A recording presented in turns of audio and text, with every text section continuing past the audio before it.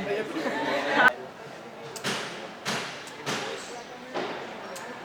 na, na-inspire me nga. Puntag, kami ko yung mga maimudan yung mag-change ang atong Ito na, next question na yun. Ito kaya kukuan. Dito na.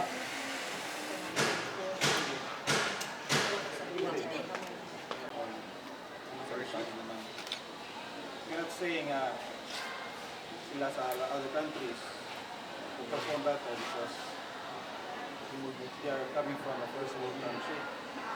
Because it's all a matter of education, focus. Okay, with the aid of the AI, you can learn anything.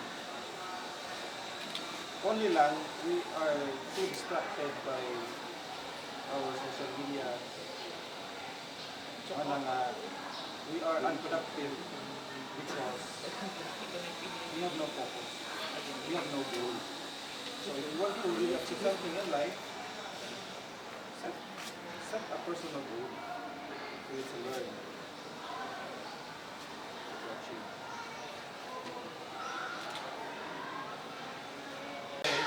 You can just ask question and it will give you a direct answer.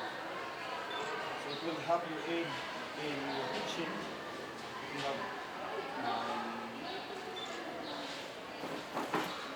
you have problems with the lesson, if you have misunderstanding of the lesson, or if you have confusion about the lesson. It will also give you different teaching approaches which you can consider if it is applicable to your students. Good morning, everyone. I'm Roland Garcia from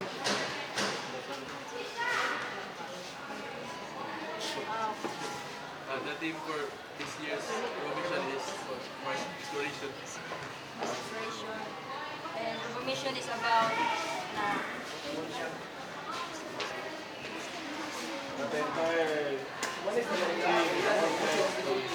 future of robots.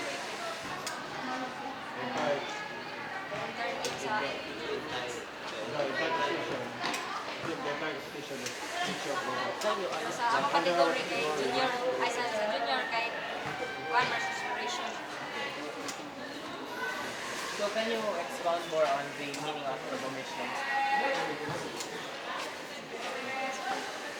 So what is the robomission all about?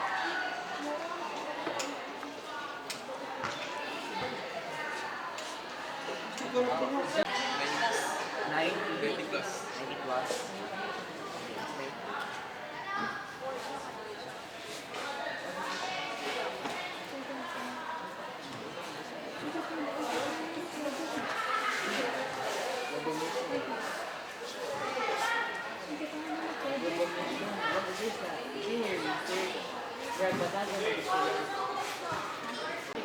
Lights, camera, action. Good evening, ladies and gentlemen. Good evening, girls.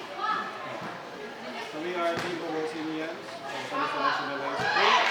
We will be participating in the World Robotics Olympiad this coming November 25 to 30 in Suntec, Singapore.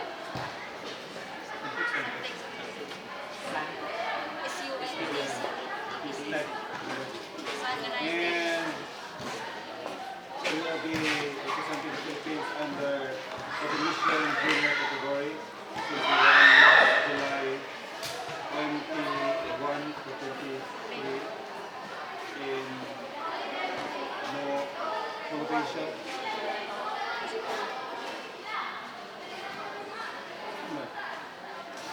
I think that's all the basics.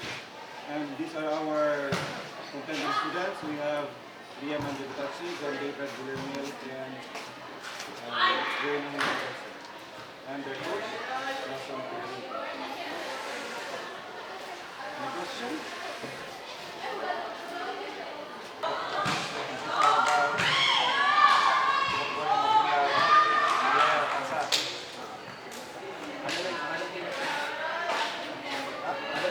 Hulugan!